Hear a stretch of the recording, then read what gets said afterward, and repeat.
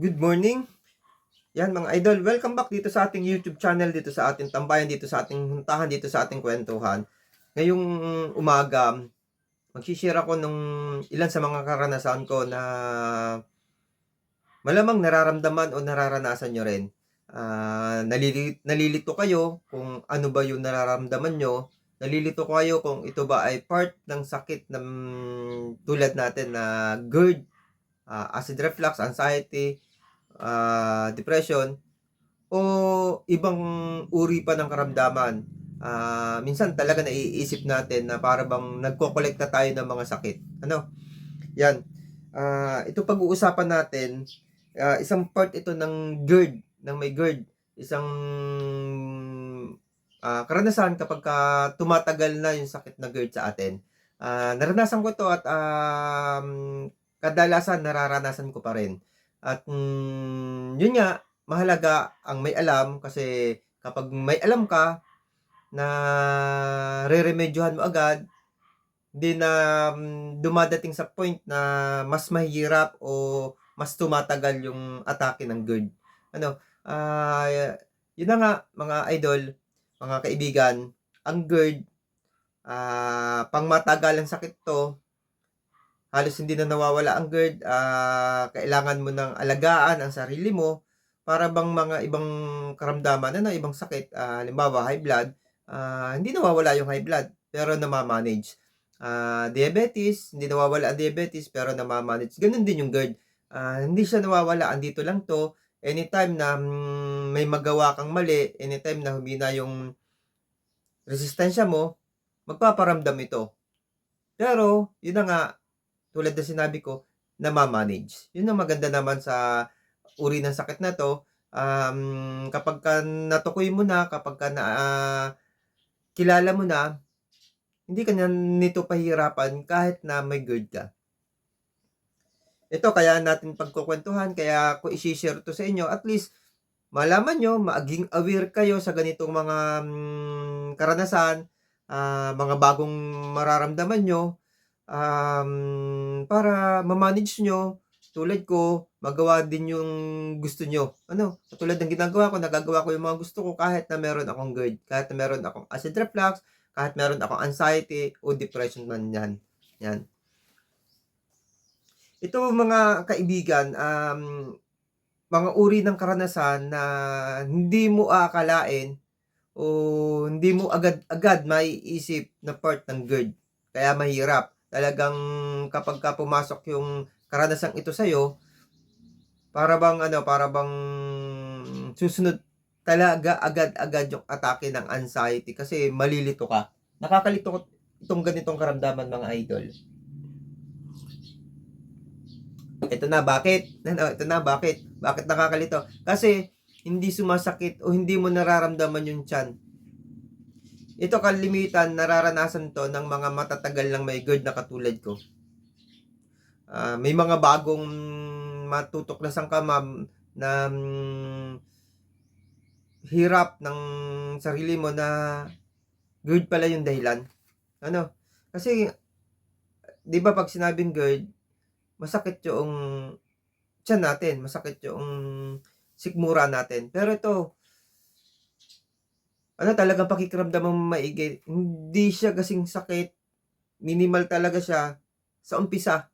Pero kapag hindi mo nga na-manage, sa huli lumalabas yung sakit ng tiyan.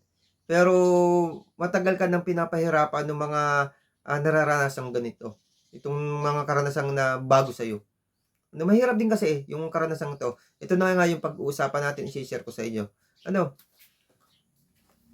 May kasama ito sa mga na-share ko dati sa inyo tungkol sa pagdumi saka sa pag-ihi.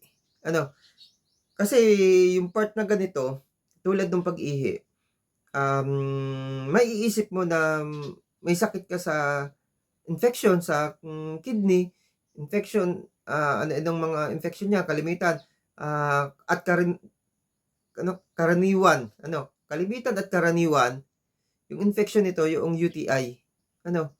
At yung iba, mas malala sa UTI. Mababase mo siya o may compare mo siya sa ganung sakit. Kaya papasok yung yung anxiety. Dito makikisali yung sakit na anxiety natin, yung takot natin kasi, iinom ka ng antibiotic, ano, pero ngayon naman, hindi naman basta-basta nakakainom ng antibiotic kung talagang wala kang, infeksyon. Kasi kailangan yan na reseta ng doktor. Pero dati siguro gano'n. Pero ngayon, yun, magpapa-check-up ka, magki-clear ka naman, maki-clear ka na wala kang infeksyon. Dun na papasok yung takot mo na, "Ano kaya 'to?" Ngayon, mag-iisip ka ngayon sa kidney problem. Kidney problem. Yun yung dahilan kung bakit gusto kong i-share sa inyo 'to. Ano, ah, Tungkol dun sa pagdumi, mag-iisip ka ngayon, 'di ba, dun sa pag-ihi, ang isipin mo, kidney problem, malalang malalang problema 'to. Malalaking sakit yung iniisip mo. Kasi nga clear ka sa mga, sa mga, ah test ngayon yung kidney problem siyempre hindi lahat nakaka-afford na magpagamot, magpa-check-up ng kalahatan kaya ang mangyayari iisip ka na lang ng iisip. Mag-iisip ka na lang ng mag-isip. Gano'n din dun pagdumi. Kasi, ang isang part dito kapag naranasan mo 'to, yung masakit na pagdumi, masakit sa puwet, masakit sa, mainit, masakit sa, part ng daanan ng dumi hanggang sa loob, mag-iisip ka ngayon ng colon cancer. Ano, yun naman yung iisipin mo na hindi naman siya, sakit sa kidney, hindi na din naman siya sakit sa colon o cancer. Nabubuo lang yan sa ating isipan dahil sa karanasan natin, dahil sa mga, um, nangyayari sa atin. Ito yung dahilan kung bakit kailangan kong i-share sa inyo kasi ito nangyayari at karanasan ko na. Para at least maging aware kayo, maging panatag kayo na ito ay part ng sakit na meron tayo na hindi naman delikado. Mahirap, pero hindi delikado, nama-manage. Ano, i-share ko na rin sa inyo kung ano yung kadalasang ginagawa ko para, mabilis na mawala yung nararamdamang ganito. Okey ba? Ito simulan natin yung kuwentuhan. May 10 akong, ise-share sa inyong karanasan. 10. Sinulat ko na 'to para hindi ko actually yung pagsulat ko nga dito hindi nagsama-sama. Ginawa ko tsinekan ko. Kasi yung tsinekan ko yun yung sama-sama. 'Yan. Unahin natin yung pagdumi. Ito na-share ko na 'to sa inyo dati. Na-share ko na sa inyo at ngayon uulitin ko, mas paliliwanagin ko, mas maliwanag na kuwentuhan at usapan tungkol dito. Yung masakit na pagdumi ang number 1 natin. Yun na nga, tulad ng sinabi ko kanina, sa ganitong kondisyon, ang maiisip natin, baka may colon cancer tayo. Pagpunta mo sa bowl, umupo ka sa bowl, pagdumi mo, dun mo mararamdaman yung masakit, masakit siya. Ilabas pa lang masakit siya. Mainit kasi siya, kalimitan sticky. Kalimitan sticky. Ngayon, 'di ba, kahit sa YouTube ka magtingin, kahit sa mga doktor na nagkukuwento, nagsasabi sa atin, may mga size yung dumi para malaman mo kung may colon cancer ka 'di ba? May mga shape. Ngayon, magiging aware ka dun, titingnan mo talaga ba't ganito, masakit, mainit. Yun, isang siyang part talaga na may acid ka. Actually, yun nga unang sinabi ko, hindi siya, basta agad nalalaman o napapakiramdaman sa sikmura. Parang normal. Siguro sa karanasan ko feelings, sa aking, pakikiramdam sa nangyayari sa akin, siguro nasanay na yung kasi palagian tayo nakakaramdam lalo na nung una na hindi ko naman alam yung pagma ng sakit natin, matagalan talaga yung hirap na nararamdaman, 'di ba? kahit kayo ngayon, yung mga kasama natin yung hindi pa nakakapag-manage ng sakit na 'to, um, malimit na nahihirapan kayo at nawawalan kayo ng pag-asa. Parang feeling niyo talaga hindi na kayo gagaling, parang feeling niyo hindi kayo tatagal, parang feeling niyo madali na lang yung buhay niyo, 'di ba? Relate ako diyan kasi ako nagdaan ako sa ganyan. Yun nga, huwag kayong mag-alala na ma-manage 'to. Ano, pakiramdaman niyo lang sarili niyo, isipin niyong mabuti. Kailangan klaro yung isip mo, eh. Kailangan huwag kang maguluhan kasi ang nakakagulo sa atin yung anxiety, yung takot. Kailangan ma-manage mo talaga 'yan. Dahil kung hindi, mahihirapan ka talaga dahil sabi ko nga sa inyo, hindi delikado ang sakit natin, pero papahirapan tayo, nakakatakot. Ano, yun. Yung ating sikmura, siguro sa akin ha, sa karanasan ko, siguro nasanay na. Siguro mas tumibay na yung lining. Ano, mas tumibay na yung lining, pero yung acid mataas. Kaya hindi ko nararamdaman minsan. Ano, kaya hindi ko ah, nafi-feel o nababalewala ako na minsan na may sakit, may mataas na pala ang GERD ko, kain pa ako ng kain nung mga trigger ano, na mas nakakapagpa-acid ano, 'yan. 'Pag lumabas siya talagang masakit siya at, minsan natapos na yung pagdumi mo, naiiwan yung sakit dun sa labas ng puwet mo. Related kayo diyan, alam ko kasi may ganito na rin kayo siguro nararamdaman. Pero yung iba hindi lahat, hindi lahat nakakaramdam nito. Ito matagal na ako may acid nung maramdaman ko 'to. Ano, napakatagal ko ng may acid na ano, siguro nababago talaga yung pakiramdam, yung mga sintomas kapag tumatagal. Ano, may mga dumadagdag, merong mga nawawalang sintomas. Ano, yun yung karanasan ko sa sakit ng GERD. Ano, yang masakit sa puson, ano, masakit sa puson, kasi mainit yung ano, siguro nagiging sticky siya, eh. Minsan naman medyo matigas-tigas pero mainit pa rin siya, masakit pa rin siya. Ano, kasi nga dahil dun sa init na yon nadala, acid kasi yon, kahit dagdagan, kahit basain mo man yung kahit lagyan mo ng ano, yung cold compress yung puson mo, hindi siya kaya kasi yung acid na nakadikit dun sa dumi hindi mababawasan yung init nun, kaya mainit pa rin. Ano, 'pag alis mo nung ano, mainit, masakit pa rin yung puson mo. Ano, masakit sa balakang mga idol, hanggang sa hita, masakit sa hita. Ano, nakakangimay ng hita, nangingimi yung hita mo.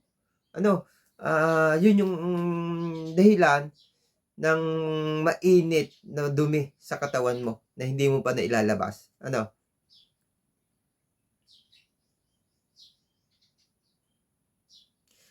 yun nga sabi ko masakit sa bungad, ano, kapag kahit na tapos ka na dumumi, kailangan basain mo maigi yung pitan mo habang naghuhugas. Bakit? Masakit kasi, mainit na para kang kumain ng maraming-maraming sili, ano, na ilalabas mo yon. Pero hindi siya totally, lahat naman may almoranas na nakatago minsan, pero kaya tayo mga, idol, posible na magkaroon ng almoranas. Kasi nga dahil dun sa mainit na acid na nakakasama ng dumi. Ano, kaya kailangan ma-address natin 'to. Ano, 'yun, masakit, kailangan damihan mo yung ano, yung tubig. Ano,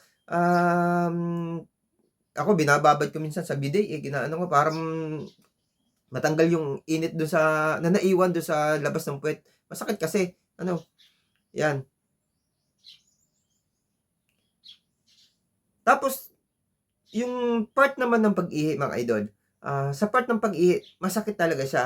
Ano, masakit siya na akala mo binabalisaw-saw ka, akala mo tsaka yung paglabas niya ng ihi na yan sa ating ari, may iwang katulad ng pagdumi na may naiiwang init, sakit, gano'n din kasi manipis yung part ng ating, ari, ano, yung labas niya, yung linalabsan niyan, manipis lang yan, selyo lang balat na yan.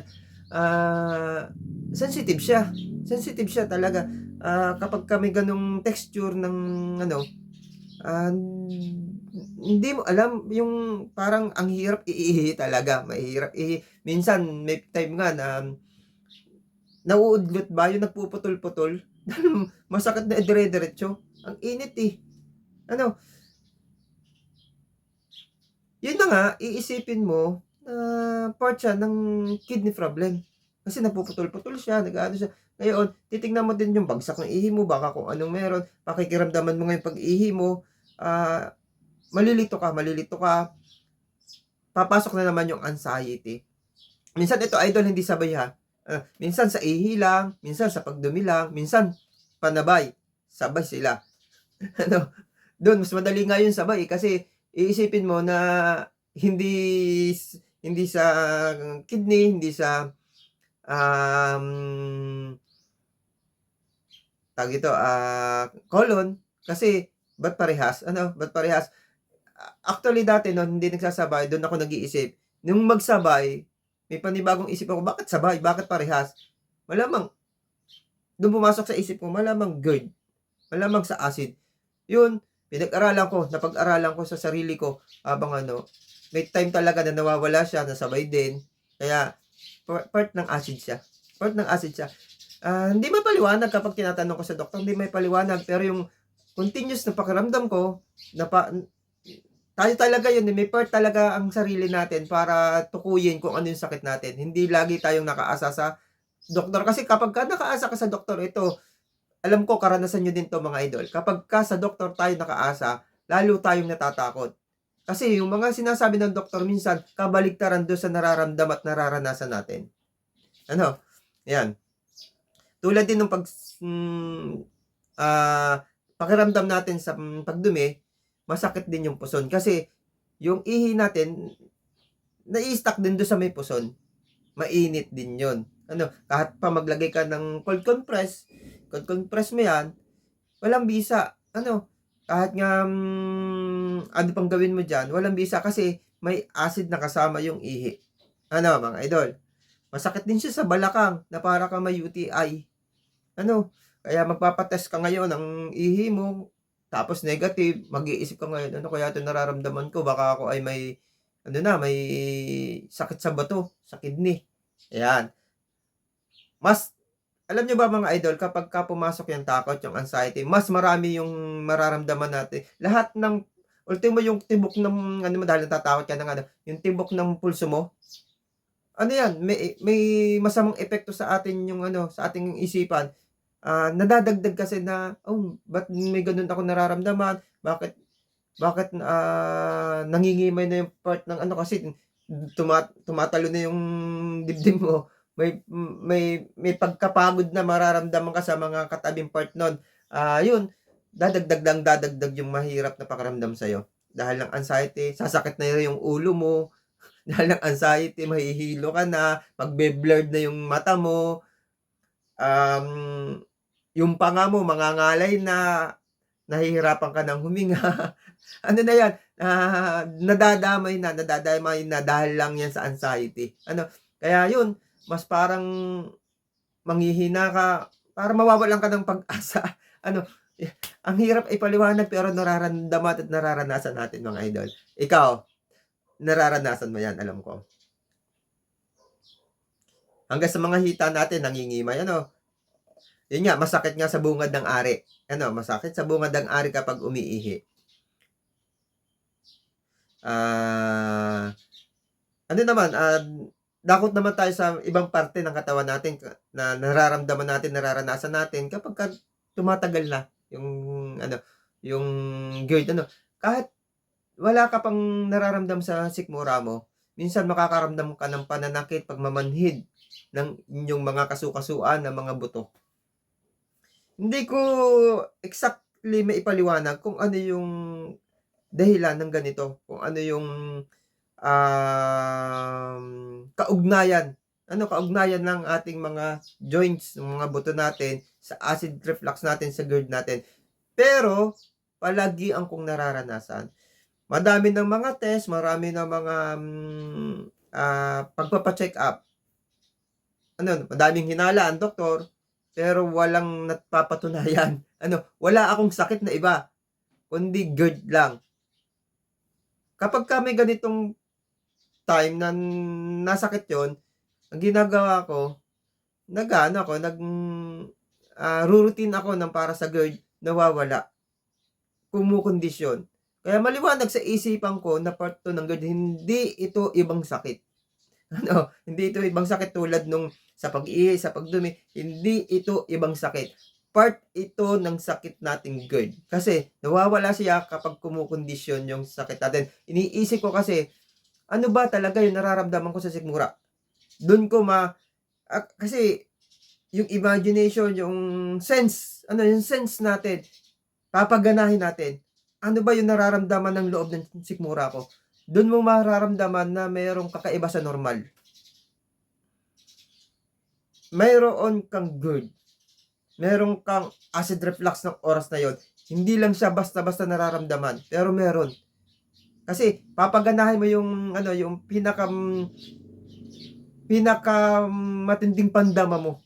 Meron naman tayo niyan. Talagang papakiramdaman mo ano ba meron sa tiyan? May kakaiba talaga. Hindi siya normal. Doon liliwanag yung isipan mo na i-condition natin yung sikmura. Kasi pag na-condition yung sikmura, mawawala. Ganun ang nangyayari. Pag kinondisyon ko yung sikmura ko, sa mga routine na ginagawa ko, nawawala din yung mga nararamdaman kong to. Kaya maliwanag na maliwanag, part siya ng GERD. Ganun din yung mga kalamnan natin yung mga muscle natin, kasabayan sa mga buto-buto natin. Lahat ng parte pwedeng maramdaman mo. Kahit maliit na parte, kahit sa mga daliri, ramdam mo. Kahit ngayon sa ganito, sa may ng kuko, ramdam mo. Kasi part pa rin siya ng bone. Yan. Wala tayong ibang sakit. Ako wala akong ibang sakit, kundi GERD. Kundi GERD. Ang dami ko nararamdaman, pero wala akong ibang sakit, kundi GERD, acid reflux, anxiety, depression. Nagsasama-sama yung mga yan kasi sa takot.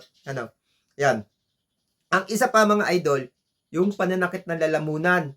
Dito, pananakit ng leeg. Kasi pag sakit ng lalamunan mo, magkakaroon ka ng, isa din ito sa nakakatakot mga idol.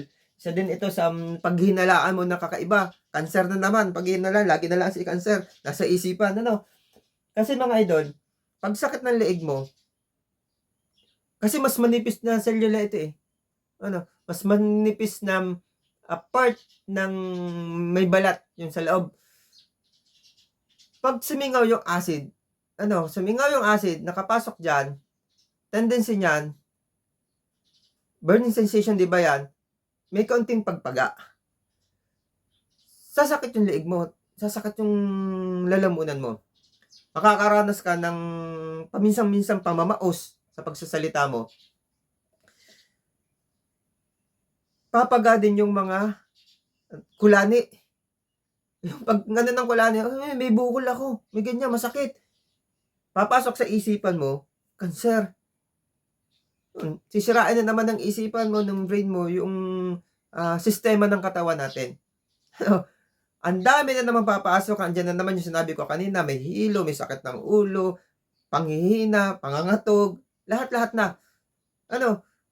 Mas magugulo. Mas magugulo yung utak natin na may iba na tayong karamdaman. Pero tulad ng sinabi ko kanina sa inyo, wala akong ibang karamdaman. Sa daming mga test na pinagagawa ko, walang lumalabas. Kaya ako sinishare to. Ako, matatakotin ako, may anxiety ako, may depression ako. Ang ginagawa ko sa sarili ko, nagpapatest ako, nagpapacheck up ako, nagpapatest ako kahit mahal. Para maging aware ako. Ngayon, hindi lahat ng tao katulad ko nakakapagpa-check up. Kaya ako ginawa yung vlog, kaya ako ginagawa yung mga kwento to, kaya hindi ako tumitigil sa pagkukwento sa inyo. Yun na nga, mapalad ako kahit na hindi naman ako mayaman, nakakapagpa-check up pa rin ako, nakakapagpa-lab test pa rin ako, nakakapagpa-check. Lahat ng test nagagawa ko pa. Para sa sarili ko, mapalad pa rin ako. Pero yung mga kaibigan natin na hindi nagagawa yan, ang dami nating kaibigan hindi nagagawa yan, ang dami mga kaibigan na umaasa. At sa akin, nagtatanong sila, tumatawag sila, nag-PPM sila, nanonood sila ng YouTube channel ko kasi gusto nilang malaman yung mga karanasan ko. Kasi doon sila bumabase para hindi sila matakot. Kaya ako ginagawa ang patuloy na pag-share sa inyo. Yun mga idol. Yun po ang sinasabi ko lang, anong routine na ginagawa ko. Naikwento ko na rin naman sa inyo yung mga routine na ginagawa ko dati. Ngayon, pangmadalian, food supplement kahit ano. Kailangan palakasin natin resistensya natin. Unang-una, kapag umaatake itong mga ganitong karamdaman, pansamantala, itigil muna natin yung alam natin sa sarili natin na nakaka-trigger sa atin para sa GERD. Kasi kailangan, para mawala ang mga senyales na to, ang mga nararamdaman natin, nararanasan natin to, pahupain natin yung acid sa sikmura natin. Ano? Pwede tayong uminom ng alkaline. Ano? Yung mga nasa bukid, maswerte, may buko. Inom kayo ng buko. Ano? Inom kayo ng buko. Natural alkaline kasi yung buko. Ano? Gulay, prutas. Yung malalambot sa tiyan, yung madaling matunaw, yung madaling i-proseso ng ating stomach. More on gulay talaga. More on gulay. Iwasan muna ang karne. Tapos yun nga, exercise, hindi binibili. Hindi binibili yan, hindi binabayaran na exercise kahit sa bahay, pwede. Mag-exercise tayo, sabihin mo, masakit yung ganito ko, ganyan. Tsaga lang, kailangan mong gawin, pero huwag ka magpakapagod. Hindi, porque, exercise na, kailangan, damihan ko yung exercise, kailangan pahirapan ko sarili ko para, hindi. Kailangan hindi ma-stress ang sarili mo, ang katawan mo. Exercise na hindi nakaka-stress ng katawan. Nandun na, nakakawain tayo, tubig. Tamang dami ng tubig, magandang tubig, alkaline, para ma-level yung acid. Yan naman talaga ang nangyayari. Pag mataas ang acid, mababa alkaline. Pag mataas ang alkaline, mababa ang acid, kailangan normal. Normal. Food supplement, kailangan natin any food supplement. Wala tayong binabanggit dito o ini-endorse na brand ng food supplement. Kahit ano po, na kaya nyo, pwede po. Ginagawa ko po yan, pabago-bagong food supplement. Vitamins po, kasi para maibalik agad yung vitamin na nawawala sa katawan natin o yung nagkukulang sa katawan natin, mahalaga po yan. Hindi po basta-basta kayang ng gulay at prutas lang yung kakulangan natin sa vitamins ng ating katawan. Kailangan po ng food supplement at saka ng extra vitamins. Baka po nasubrahan kayo sa toxic, madami kayong kinain kung ano-ano na toxic yung madaming toxic ang katawan nyo dahil sa mga pagkain.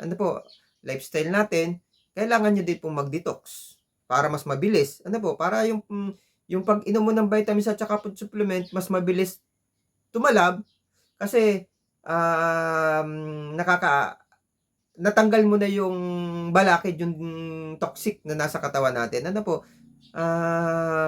Yung pananakit ng mga iba natin part, baka dahil mahina nga yung resistensya, napapasok tayo ng bakterya, posible na yung hapdi ng pag-ihi natin, posible na may samahan din tayo ng infection. Makakatulong po yung mga probiotic, mga idol. Yun po yung ginagawa ni Kuya Arvin. Pag po nakondisyon na ulit yung katawan ko, sabay-sabay po itong nawawala. Sabay-sabay po silang nawawala. Kaya sigurado po ako sa sarili ko na part ito ng GERD, ng acid reflux, sumasama na si anxiety, at pag minalas-malas ako yung depression ko, andun na rin, nalulungkot ako. Yun lang po, sana mga idol, nakatulong yung konting video ko. At laging panalangin ko na maging kondisyon ako. At lahat ng nararamdaman ko may mga iba't ibang pagbabago. I-share ko sa inyo. Nang sa ganon, pare-parehas po tayo. Alam kong nahirapan kayo magpa-check up. Katulad ko sa panahon ngayon, nahirapan na rin ako kasi mas lumalaki yung gastos ko sa pamilya ko. Bye-bye po at muli, God bless you.